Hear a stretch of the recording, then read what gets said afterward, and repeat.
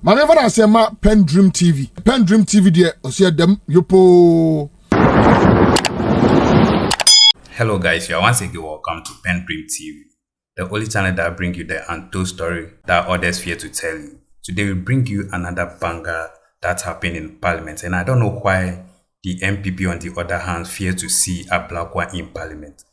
Upon storming Parliament today and their reaction tally is another thing to talk about. And I don't know, because of his factual evidence that he always provided.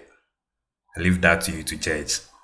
And without my time wasting, I would like you to join me listening to what he came to do in Parliament and how the NPP or the minority on the other side fears to see and feeling uncomfortable within them, especially the minority leader, Ablakwa.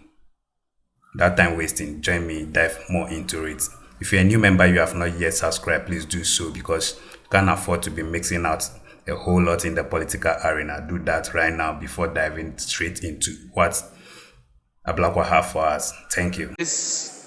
Honourable members, the Foreign Affairs Minister has taken the designated seat, and I believe his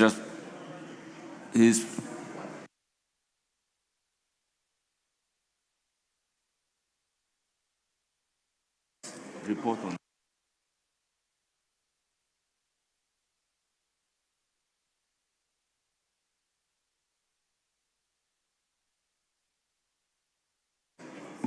Honourable members, the short report of the Minister responsible for Foreign Affairs is also on the console. So, may I humbly give the opportunity to the Foreign Affairs Minister to brief us on the issue raised by the minority leader. You have the floor. Honourable members, can we all listen to the Foreign Affairs Minister in silence? Right Honourable Speaker, honourable members of this august House, I have the honour to appear before you to present a statement on humanitarian assistance extended by the Republic of Ghana to sister nations since 7 January 2025, pursuant to the foreign policy direction of His Excellency President John Dramani Mahama, and in accordance with Ghana's long-standing diplomatic tradition of compassion, solidarity, international responsibility, and South-South cooperation.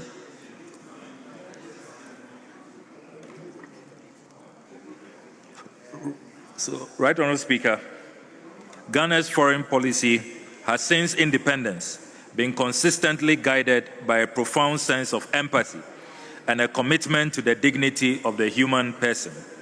Our engagement with the international community has never been limited solely to the pursuit of strategic or economic interests.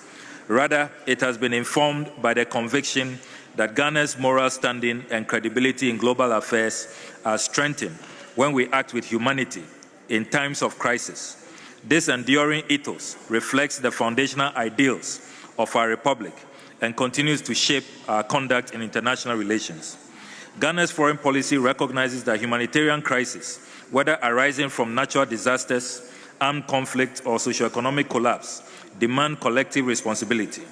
In responding to such crises, Ghana affirms the principle that the suffering of any people, irrespective of geography or political alignment, calls for solidarity. It is this principle that has underpinned Ghana's humanitarian engagements over the decades and remains central to our actions since 7 January 2025. Mr. Speaker, Ghana's humanitarian diplomacy is neither recent nor incidental. It is an enduring pillar of our foreign policy tradition that transcends political administrations and historical epochs. From the earliest days of independence, successive Ghanaian leaders have demonstrated a clear and consistent willingness to translate Pan-African ideals and global solidarity into concrete acts of material and moral support for people in distress. A seminal example of this tradition is found in the actions of the Osagefo Dr. Kwame Nkrumah, Ghana's founder and first president, who in 1958 when the Republic of Guinea courageously voted for immediate independence from France at significant political and economic cost. Ghana responded decisively. Dr. Kwame Nkrumah extended an emergency financial facility of approximately £10 million, together with strong political backing, to support Guinea during its most vulnerable formative period. This gesture, which later evolved into the Ghana-Guinea Union, was one of the earliest and most profound expressions of Pan-African solidarity, demonstrating Ghana's readiness to share its limited resources in defense of African self-determination and dignity. Mr. Speaker, Ghana's humanitarian ethos have also extended well beyond the African continent, following the devastating Great Hanshin Awaji, the Kobe earthquake in Japan in 1995, which claimed thousands of lives and caused extensive destruction. Madame Nana Kunedu Ajiman-Rawlings, then First Lady of the Republic, may her soul rest in perfect peace, mobilized nationwide support on behalf of the people of Ghana through coordinated efforts involving state institutions, civil society, and the private sector. Ghana, led by His Excellency Jerry John Rawlings, donated cocoa and other essential supplies to Japan. This act of solidarity was widely acknowledged as a powerful symbol of friendship between two nations, separated by geography but united by shared human values. In 2010, Mr. Speaker, under the leadership of President John Evans Atta Mills, Ghana again demonstrated its humanitarian resolve in response to the catastrophic earthquake that struck Haiti on 12 January 2010. Recognizing the scale of human suffering and infrastructure collapse, the government of Ghana pledged and delivered $3 million in official financial assistance, presented through a formal government check. This contribution reflected Ghana's commitment to international humanitarian responsibility and reinforced its standing as a country willing to act decisively in moments of global crisis. Similarly, in 2017, following the tragic mudslide in Freetown, Sierra Leone, which resulted in significant loss of life and displacement, the government of Ghana, under President Nana Addo Dankwa Akufo-Addo, extended humanitarian assistance valued at approximately $1 million United States dollars. This support included the airlifting of relief items as well as financial assistance aimed at supporting immediate relief and early recovery efforts. The gesture reaffirmed Ghana's solidarity with a sister West African nation and its responsiveness to humanitarian emergencies within the sub-region. Right Honourable Speaker, honourable members will further recall that Ghana's record in international peacekeeping and humanitarian action has long been notable. A salient example, often cited, is the conduct of Ghanaian contingents during the crisis in Rwanda in 1994. Ghanaian peacekeepers played a significant role in protection, evacuation, and humanitarian assistance efforts, even when overall international presence contracted. Ghanaian units were involved in operations that secured humanitarian corridors and assisted with evacuations under extremely fraught circumstances. That history remains a touchstone for our contemporary practice. The choice to act in defense of life and dignity, even when doing so entails risk to personal and material resources. Ghana is fondly celebrated by Rwandans up to this day as the only country that remained to save lives when everybody abandoned them. These historic actions, Mr. Speaker, spanning more than 6 decades, illustrate that Ghana's humanitarian diplomacy is institutional, principled, and deeply rooted in national identity. They demonstrate a consistent belief that solidarity is not merely rhetorical, but must be expressed through tangible support, even in circumstances where resources are constrained. Right Honourable Speaker, it is within this proud and unbroken tradition that Ghana's humanitarian assistance and technical support, extended since 7 January 2025, must be understood. Our actions today are not departures from precedent. They are continuations of a legacy of compassion, leadership, and responsibility that has defined Ghana's engagement in the Committee of Nations.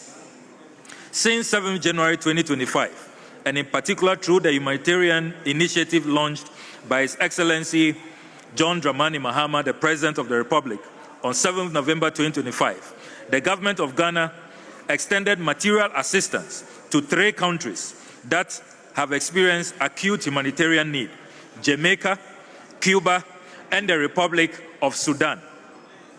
And these donations came right after a first set of donations to the Palestinians who have suffered the worst form of genocide in recent times. The President presented relief items to representatives of the 3 countries at the presidency, an act that conveyed the solidarity of the Ghanaian people with affected populations and that sought to complement international relief efforts. The donations to Jamaica and Cuba were as a result of the destruction of Hurricane Melissa. And those of you who have followed the devastation of Hurricane Melissa, you found out that over 40 people have died in Jamaica, and analysts say that the devastation is valued at $8.8 billion United States dollars. Mr. Speaker, in Sudan, we have seen that the conflict has gotten out of control and thousands have been displaced. And once again, as a country that believes in reaching out and extending solidarity to our fellow Africans, we decided to make a donation to the good people of Sudan. The aggregate value of relief items presented by the government of Ghana is estimated at 10 million Ghana cedis. This donation was explicitly apportioned for distribution in the ratio of 50% to Jamaica, 30% to Cuba, and 20% to Sudan, reflecting the immediate and pressing needs identified in the respective contexts. The detailed catalogue of donated supplies and partner contributions include foodstuffs and nutritional supplies, 2,400 bags of made-in-Ghana rice produced here, 540 bags of sugar, 100 cartons of fortified Gari mix. These items were selected to address immediate household food needs and to supplement local relief distributions in the early emergency phase. We also supplied health and medical supplies, including 377 boxes of assorted medication, comprising basic essential drugs and first-line medical supplies to support emergency clinics and mobile health units, and to replenish stocks in facilities overwhelmed by displaced populations.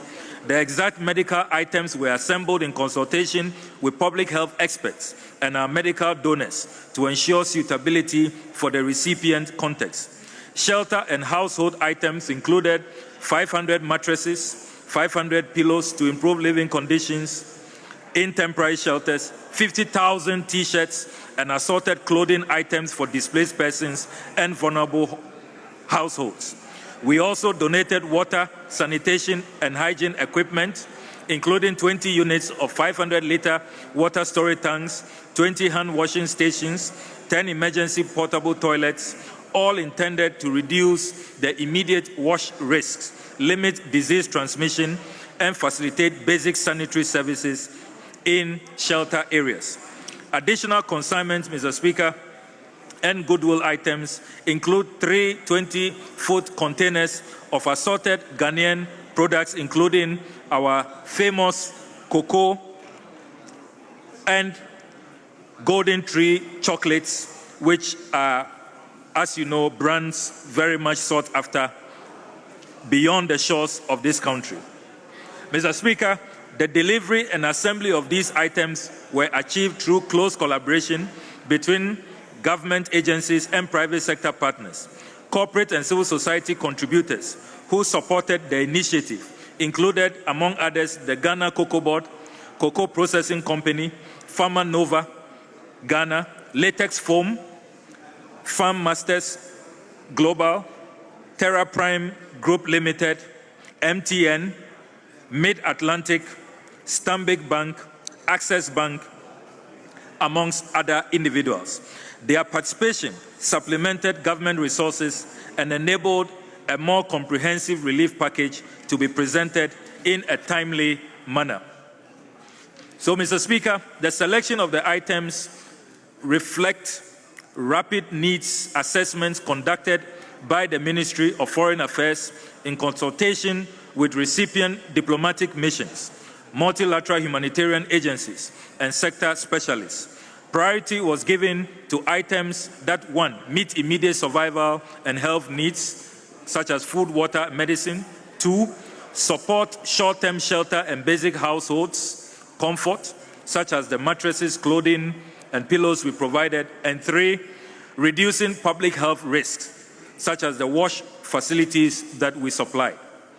The distribution on the ground, Mr. Speaker, was entrusted to the recipient governments and, where appropriate, to recognize humanitarian implementing partners able to manage logistics and ensure that the goods would reach priority groups. The Ministry of Foreign Affairs and the Ghanaian diplomatic missions involved requested distribution plans and periodic utilization reports from recipient authorities to enhance transparency and to ensure that the intended beneficiaries receive the assistance. The humanitarian initiative, Mr. Speaker, was coordinated at the highest level. The Presidency and the Ministry of Foreign Affairs initiated a gesture and worked closely to assemble, package, and dispatch the items. Logistical arrangements for collection, packaging, and temporary storage were carried out through a combination of government warehouses and partner facilities, while the Ministry ensured that diplomatic clearances, customs documentation, and transport protocols were addressed in advance to minimize delays at ports of exit. The United Nations agencies in Ghana and the International Red Cross Society assisted Ghana in shipping the relief items to their destinations. Right Honourable Speaker, this morning, His Excellency President John Dramani Mahama participated in a historic farewell parade at the Jubilee Lounge at the Kotoka International Airport to deploy a contingent of 54 Army engineers and 5 medical doctors drawn from the 48th Engineers Regiment and affiliated units to Jamaica to assist with the construction and recovery efforts. The mission's mandate also includes the assessment and repair of damaged public infrastructure, emergency restoration of critical access routes, stabilization works in landslide-prone locations, and support for shelter reconstruction. The medical doctors will provide surge medical capacity in coordination with Jamaican health authorities and humanitarian health partners, including primary care, emergency treatment, and public health interventions to mitigate disease risks among displaced and affected populations. The contingent have been airlifted by the United States military aircraft C-17 under agreed logistics support arrangements. The agreed movement schedule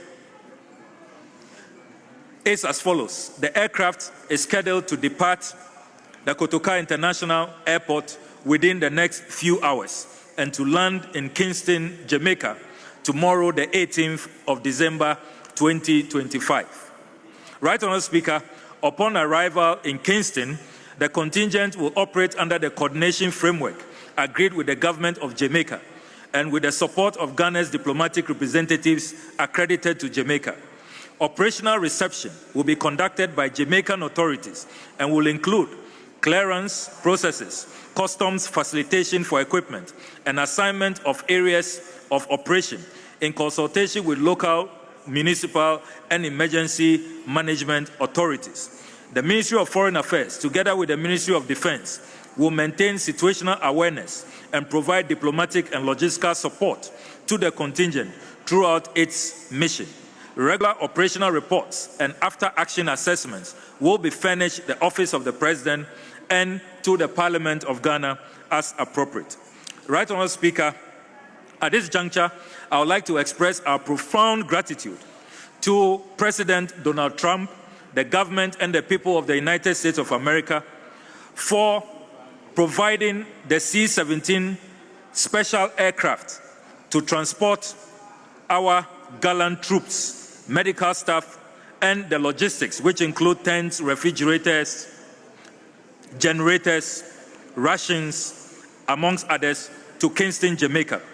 This is yet another demonstration of the great relations between Ghana and the United States of America. Ghana and the United States of America's partnership is definitely good for humanity. I wish to offer special gratitude to our gallant soldiers. The annals of Ghana's history will reflect their sacrifice and their service to Ghana, to Jamaica, and to humanity. They indeed make us proud, and all patriotic Ghanaians feel very, very proud that this is indeed Kwame Nkrumah's Ghana, and indeed we are making the black race proud.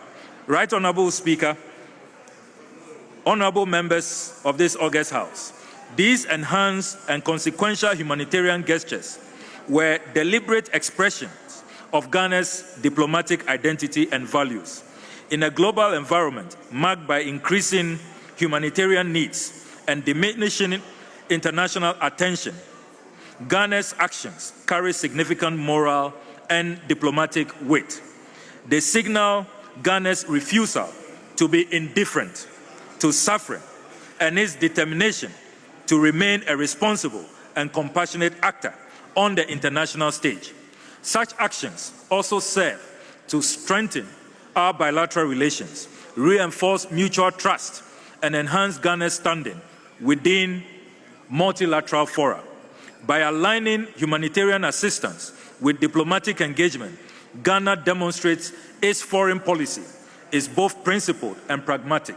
It's rooted in values of empathy, solidarity, brotherhood, and compassion, while being attentive to global realities. Right Honourable Speaker, as humanitarian crises continue to challenge the international community, Ghana remains resolute in its commitment to act where it can to make a meaningful difference. The Ministry of Foreign Affairs will continue to work towards strengthening Ghana's capacity for timely humanitarian response, deepening partnerships with international and regional actors, and ensuring that solidarity remains a defining feature of our foreign policy. Right Honourable Speaker, honourable members, Ghana's humanitarian assistance since 7 January 2025 reflects who we are as a nation: principled, humane, caring, and responsible.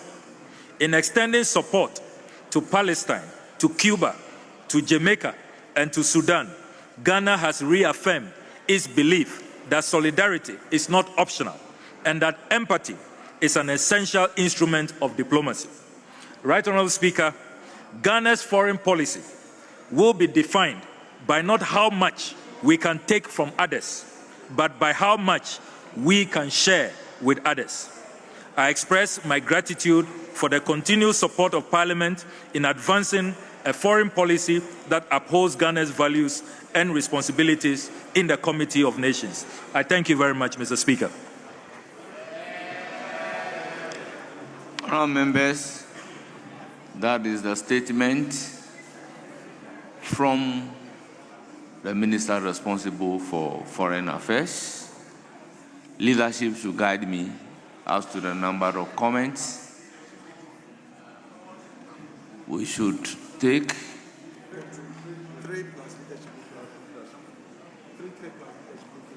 Speaker, there's an agreement. So 3 from each side, leadership in addition, making it 4 on each side. So 4 on each side. 3, leadership. Very well. I will now welcome comments, and the comments must be briefed and must not breach the rules. Yes, Honorable Samuel Abujinapo, you have the floor. Thank you very much, Right Honourable Speaker. Mr. Speaker, let me thank the Honourable Minister for Foreign Affairs for making this statement and updating the House on happenings relating to foreign policy.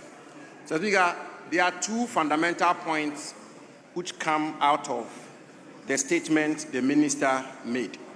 The first one, Mr. Speaker, is the absolute need and necessity that government and the exercise of executive power must be done, Mr. Speaker, within the framework of the legislature and parliament.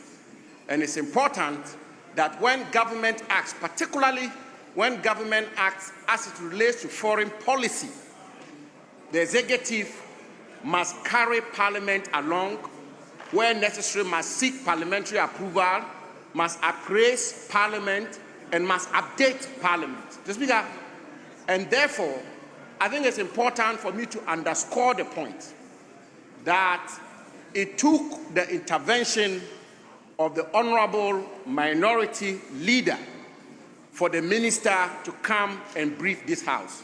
And Mr. Speaker, as ranking member for Foreign Affairs, I think Hansa should capture and I should put on record that the Minister for Foreign Affairs, the Honorable Minister for Foreign Affairs, can do better in terms of parliamentary engagements. The Speaker, including in particular the Committee on Foreign Affairs. The Speaker, the Minister is a senior member of this House, and the Minister should know that when it comes to the conduct of our foreign policy, Mr. Speaker, he commends President Trump and the United States. President Trump cannot take any major, fundamental, definitive foreign policy action without briefing Congress and briefing the Committee of Congress on Foreign Relations. The Prime Minister of Britain cannot do that. Mr. Speaker, so yes, Ghana's government is being at the forefront of humanitarian gestures across the world. But I think the important point the minister should take from this House is that the minister should make it a point to carry Parliament with him in the conduct of his business, first at the committee level and second at the plenary. It should not take the intervention of the minority leader for the minister to come and brief this House on such fundamental, important decisions of the executive and government when it relates to foreign policy. He says President Mahama, His Excellency President Mahama, conducted a ceremony this morning at the seat of the presidency of our country and saw troops off, Ghanaian troops, gallant men and women of the Ghana Armed Forces. Mr. Speaker, the first body within the polity of Ghana, within the state of Ghana, that should be briefed before any other person is briefed should be the Parliament of Ghana, the legislature of Ghana, the representatives of the people. This House should have been briefed first before even the ceremony was held. The ceremony is held, the troops are sent, it takes the minority leader to prompt the minister to come to the House. Not good enough, Mr. Speaker. I think the minister can do better. Secondly, and finally, Mr. Speaker, every foreign policy tries on credibility. And you can get credibility out of your foreign policy, Mr. Speaker, when you are principled. Mr. Speaker, if it is good in Benin, it's good in Burkina Faso. If it's bad in Niger, it is bad in Mali. Mr. Speaker, principled diplomacy is absolutely important. I have here in my hands, Mr. Speaker,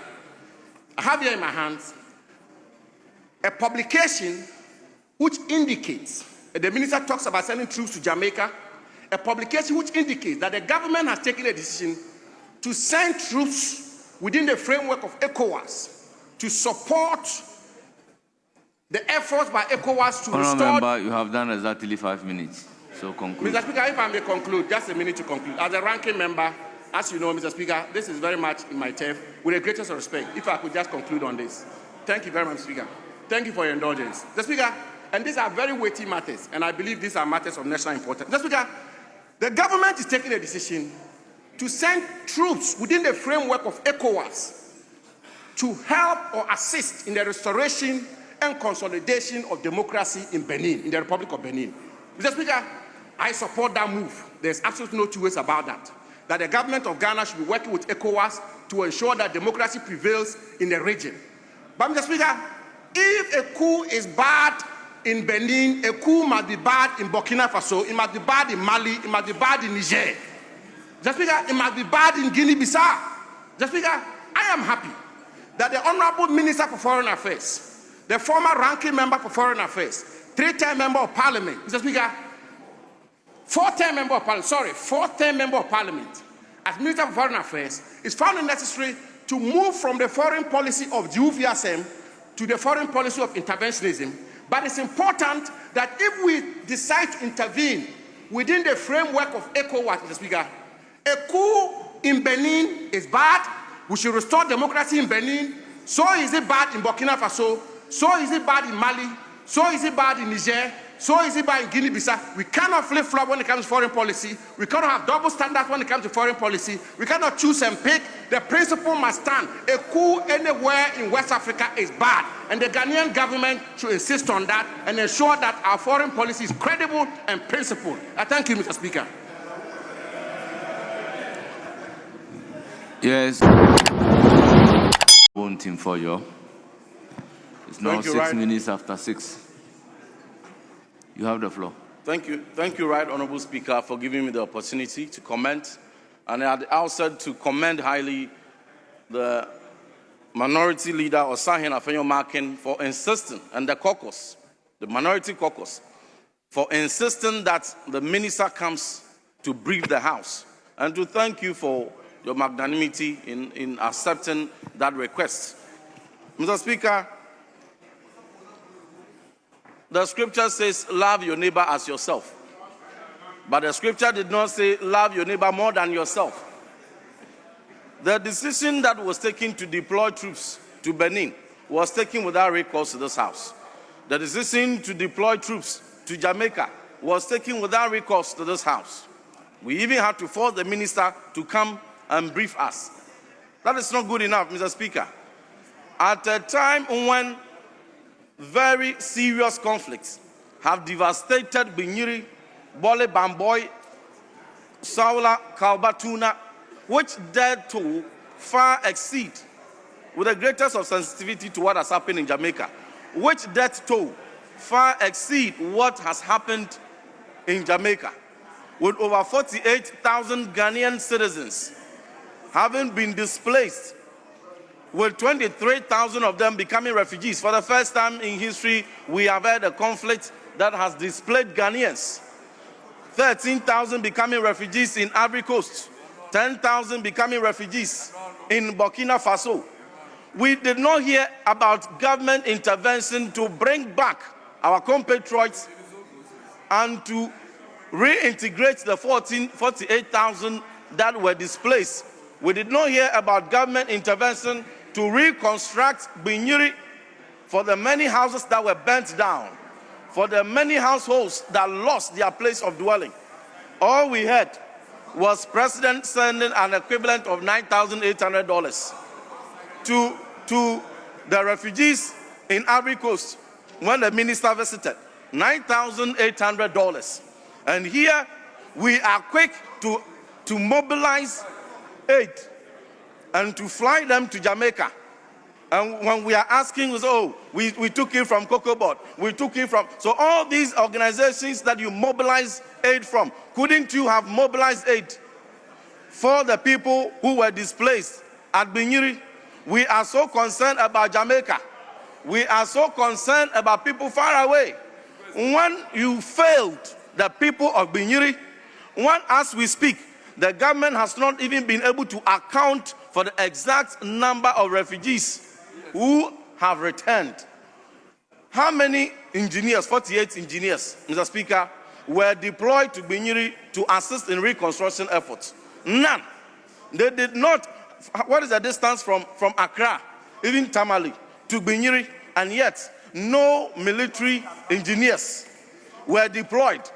But we are quick to put them in C7 or C17 or C19 and fly them. Mr. Speaker, that is not good enough. Outside gentility, home cry. Outside gentility, President Mahama and his foreign minister, Ablakwa, are demonstrating what we call outside gentility, home cry. 148,000 of your own brothers and sisters in the president's own backyard, Binyiri, have lost their homes because of Evisionim, Mr. Speaker, to wait face looking. You have deployed 53 soldiers. The minister failed to even indicate how long the soldiers are going to stay in Jamaica and the cost to the taxpayer. In conclusion, Mr. Speaker, we must be sensitive about our own home affairs. We must be sensitive to the plight of our brothers and sisters.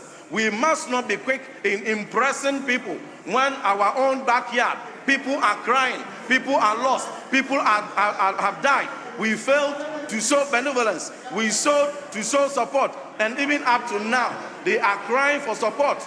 You go to Bako, many communities are cut from common social amenities. We are not minded to support them. But Your yet, time is up. Binyiri, thank you, Mr. Speaker. Yes. Thank you very much, Mr. Speaker. Mr. Speaker, I want to thank you for the opportunity.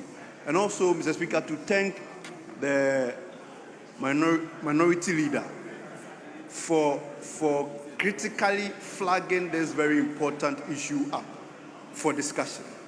But for us, I mean, having the minister here is by virtue of his advocacy and the need for national issues sensitive like this to be discussed in this House. Mr. Speaker, let it be on record that this House, or this part of, or this side of the House, is not against Ghana demonstrating to the world that, in fact, we are the star of Africa, or we are the beacon of hope. Because we understand so that some of these things, these gestures, the Speaker, I mean, gives us a sense of national pride, gives us a sense of diplomatic relations, and it builds international cooperation. We understand. Mr. Speaker, what we abhor is the principle. Mr. Speaker, not too long ago, I happened to be the international relations director for NADMO. Then there was a flood, a landslide in Sierra Leone that government through NADMO had to go and support them. This is because we had members of the other side telling us that we have not done everything we have to do for our people back here. Why are we so interested and very concerned about people who are not Ghanaians or foreigners? Mr. Speaker, and most of these people that led some of this crusade are now in the helms of affairs of this government. It's because the point and the issue here is the principle. The point and the issue here is the inconsistency. Mr. Speaker, yesterday you were admonishing the government to pay critical attention to people and members of Ghanaians who have issues here. Today, you deem it fit to go and support outsiders when there are critical issues here. Mr. Speaker, not too long ago, the budget, 2025 budget, the Speaker listed or stated that 245.5 million Ghana cedis were earmarked for the Akosomo Dam victim.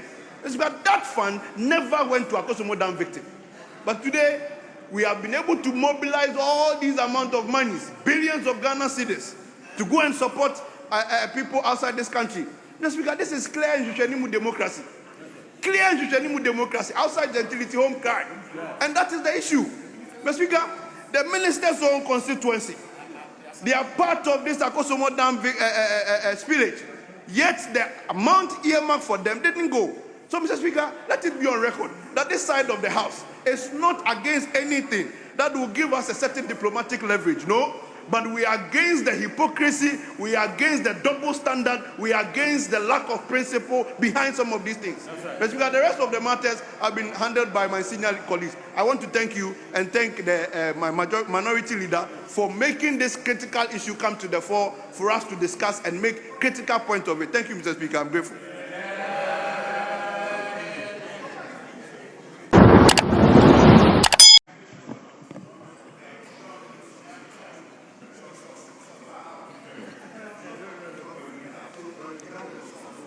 Mr. Speaker,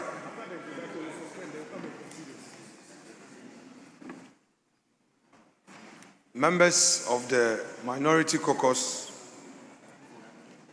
read in the news some troops being sent abroad for some operational support to those who have suffered in this Hurricane Melissa disaster in Jamaica. Mr. Speaker, we also heard of some relief items being shipped. We waited upon government to brief this parliament. That briefing never occurred. We therefore exercise our rights within the rules of this House, which rights the majority leader, as leader of government business, responded to, leading to the Minister of Foreign Affairs finally taking the time to brief this House. Mr. Speaker, let me, on behalf of the Minority Caucus, extend profound solidarity to the good people of Jamaica. And we say to them that we are with them in this difficult time. Mr. Speaker, our hearts are united in compassion for those suffering in the wake of Hurricane Melissa, a disaster that has shattered lives, homes, and hopes. Of course, without doubt, we have seen a Ghanaian tradition of humanitarian gesture being extended to them. But, Mr. Speaker, compassion must walk hand in hand with constitutional responsibility. And that is where we stand as minority. Our duty as a minority is not only to care, but to ensure that every exercise of state power, no matter how well intentioned, is anchored in transparency and accountability. Mr. Speaker, while the government has not formally laid its legal justification before Parliament, it is widely understood that such deployments are typically defended under Article 57(1), which vests command of the armed forces in the President, and Article 2102, which permits military to perform, quote, such other functions as the President may determine. We do not seek to contest the constitutional authority of the President as provided for in the Constitution. But, Mr. Speaker, what we fundamentally reject is the notion that these powers exist in constitutional vacuum. The obligation to report to Parliament is not a mere democratic governance courtesy. It is constitutional. Mr. Speaker, we submit that the need to extend courtesy and support other countries in difficulties does not absolve the executive of the duty to form the people's representatives before or immediately after such a significant decision is taken. Government cannot therefore take credit for coming to Parliament. It was upon a request. Mr. Speaker, the 1992 Constitution does not establish a one-man rule. It establishes a democratic republic built on separated powers and checks and balances. Article 93(2) vests legislative power in Parliament. The deployment of Ghanaian troops overseas is not a minor administrative act by the President. It is a weighty executive policy with profound implications. For Parliament to legislate and oversee wisely, it must be informed. Articles 174 to 179 grant Parliament the exclusive power of the purse. Every deployment consumes public funds for transport, logistics, allowances, and other materials. To deploy first and account later is to treat Parliament, financial authority, as an afterthought. This we reject. It is to spend first and seek approval later, a practice that turns our constitutional role on its head.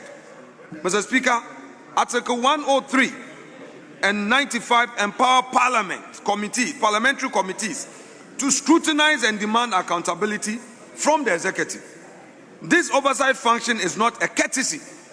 Emphasis mine, it's not a courtesy. It is a constitutional duty. It cannot be exercised in the dark. Mr. Speaker, but something must be clear. If this deployment is, on the other hand, grounded in any formal agreement, treaty, or memorandum of understanding, as stated by the Honorable Foreign Minister, who said, quote, that logistics movement agreement has been signed by the United States of America. Mr. Speaker, where is the logistics movement agreement as provided for by the Constitution? Article 75 is very clear. It has to first be laid before Parliament. The executive cannot evade this solemn requirement by labeling a binding commitment as a mere humanitarian gesture. Mr. Speaker, whatever agreement the United States had with the government of Ghana is supposed to be before Parliament. It's the minister's words, logistics movement agreement. Mr. Speaker, it has to come. Mr. Speaker, this is not about politics, it's about the president that they are setting. If today troops can be deployed for humanitarian mission without Parliament being informed, what prevents a future deployment under the same broad constitutional powers for other purposes, also without parliamentary knowledge? We have heard that the government has committed troops to ensure stability in Benin without Parliament being briefed. Mr. Speaker, where do we stand when it comes to our core mandate as a people's representative? Mr. Speaker, the Defense Minister, today, we have the Foreign Affairs Minister briefing us on the steps we've taken to provide support to the people of Jamaica in this crisis. But equally important is the mandate of the Minister of Defense. For the time being, the Finance Minister is active. It is important that he also appears before us to give us detailed briefing, particularly on those who have been dispatched to Jamaica and those who are going to Benin. Mr. Speaker, how can this House fulfill its role as guardians of public trust if it is kept in the dark? Our concern is not with the mission to Jamaica. It is with the manner of governance. A decision of this magnitude taken without the basic courtesy of information to Parliament, which very importantly is anchored in the Constitution, weakens our democracy. It suggests that the executive alone defines national interest, and that Parliament's role is merely acquiescence. We are not here for the purpose of acquiescence. We have committee of Parliament made up of the majority and the minority. They deserve to be briefed, and they deserve to feed their people with information for us to understand what is happening. Mr. Speaker, not even leadership of Parliament in the past say critical matters, the leadership were engaged, and that is a fact. Mr. Speaker, in the name of constitutionalism and in the spirit of democratic solidarity, the minority hereby calls on the government to do the following. 1. Immediately lay before this House a full statement detailing the scope, mandate, duration, and the rules of engagement governing our troops in Jamaica. 2. We demand government to lay before this House the rules of engagement governing the troops that are being deployed in the Republic of Benin. Honorable Leader, you've done 10 minutes. Yes, conclude. I'm concluding. Yes, conclude. Mr. Speaker, we also demand that government to provide complete financial breakdown of all costs, present and future, associated with this deployment, and seek the necessary parliamentary approval for any expenditure as required by Article 179 of the Constitution.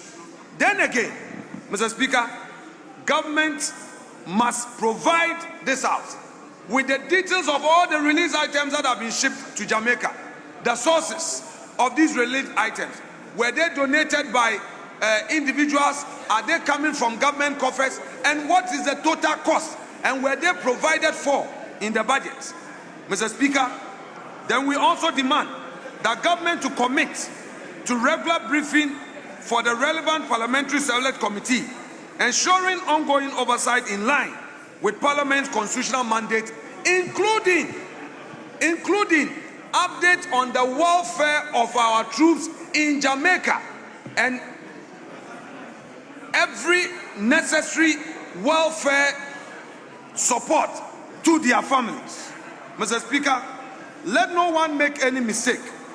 We are a proud Ghanaians willing to help sister nations in distress. But where there are people displaced in our own country, Honorable Minority Leader, with respect of our own rules, please conclude. Mr. Speaker, I'm doing Order right. 91.4 is very clear. Mr. Speaker, 5 I'm doing minutes. so. You've done more than 10 minutes. Mr. Speaker, so I'm conclude. doing so.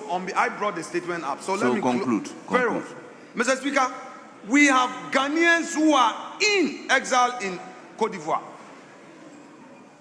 They must be catered for. We know of the situation in Dollar Town. We have to cater for the people that ensure law and order there. Mr. Speaker, we stand with the people of Jamaica and we stand by the rule of law as well. To do otherwise, to act without transparency, is to build foreign goodwill on the weakening of domestic trust. Let us repair Jamaica without eroding Ghana's democracy. Let the executive lead, but Parliament must know. I thank you, Mr. Speaker, for the opportunity. Instead of 5 minutes.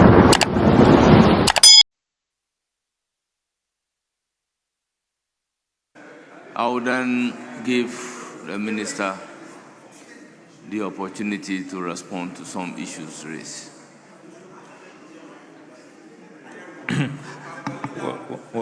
Right Honourable Speaker, I wish to thank you and honourable members of this House for the opportunity to respond to the request. As has been duly acknowledged, I received this request today, and within an hour of the request, my statement was put together, and I hurried to this House to make this statement because of the profound respect that I have for the institution of Parliament, more so when I am a member of this revered House. The ranking member said I should carry Parliament along. I want to assure him that in all my dealings, as he knows, I have carried Parliament along, and I will continue to carry Parliament along. Indeed, during our deliberations to approve the 2026 budget, I did brief the Foreign Affairs Committee on all of these donations and humanitarian gestures that we have carried out under the leadership of His Excellency President John Dramani Mahama. Mr. Speaker, the minority leader said that if there is any agreement with the United States of America about defense cooperation, I should bring it to this House. I want to remind the honorable minority leader and this House that the Parliament of Ghana has already ratified a Ghana-US Defense Cooperation Agreement, and we are operating within the paradigm of that agreement. So this House has already ratified the Defense Cooperation Agreement with the United States of America, and it is on that basis we are proceeding. Mr. Speaker, it is important to emphasize that as Foreign Minister, I have placed the interests of Ghanaians first, and at all times, the interest of all Ghanaians remains paramount. Mr. Speaker, the whole world is celebrating Ghana, and I believe all of us must be proud of what we have achieved. A few days ago, when our citizens were maltreated, were ill-treated, and were deported from Israel, Mr. Speaker, we retaliated, and we sent a clear message that the Foreign Ministry, the government of His Excellency John Dramani Mahama will not accept maltreatment, will not accept inhumane treatment, will not accept discrimination from any corner of this world. And all citizens in Ghana are proud of their leaders, are proud of the foreign ministry, and I believe that all of us as members of parliament must be proud. Mr. Speaker, as foreign minister, we are negotiating great deals for our country, either in visa waiver agreements, in labor mobility agreements, in trade deals. So, Mr. Speaker, for colleagues to suggest that I am engaged in institutionalism diplomacy and I have abandoned Ghanaians and I'm taking care of Jamaicans and Cubans and Sudanese, it is not right. It is not right. Everybody knows that we have championed the cause of Ghanaians. We have prioritized the needs of Ghanaians. So, Mr. Speaker, we should all be proud. As Pan-Africanists, Mr. Speaker, we should all be proud. We are taking good care of Ghanaians and we are taking good care of our fellow compatriots within the international community. And we must feel very, very proud. And Mr. Speaker, I conclude with the last words of my statement. Mr. Speaker, I conclude with the last words of my statement that our foreign policy will not be defined by how much we can take from others. It will be defined by how much we can share with others. All of us should feel very, very proud that as a country, we are taking care of our own and we are also able to reach out to support our fellow brothers and sisters outside who need humanitarian assistance. This is a great time to be a Ghanaian. And this is what the founder of our country, the Osajefo Dr. Kwame Nkrumah, admonished us to always pursue. And all of us, collectively, we should be proud of what we are achieving as Ghanaians. I thank you very much, Mr. Speaker. Honourable members, with all due respect, Order 91.5 indicates that the Speaker may, where appropriate, give directives to the relevant body or committee to give effect to matters arising out of the statement or comment. Honourable members, I have listened to all comments made, and once the maker of the statement is here under this order, I have given him the opportunity to also respond to matters arising from the comment. So I did nothing wrong calling on the Minister of Foreign Affairs to respond to matters arising from the comment to the statement. Honorable Minister, I thank you very much for attending upon the House proactively and urgently giving response to this matter by way of briefing the entire House. You are hereby discharged. Yes, majority. Thank you for watching. PENDREAM TV really appreciate your time and say God bless you for the good work you are doing. We much appreciate your time here on PENDREAM TV.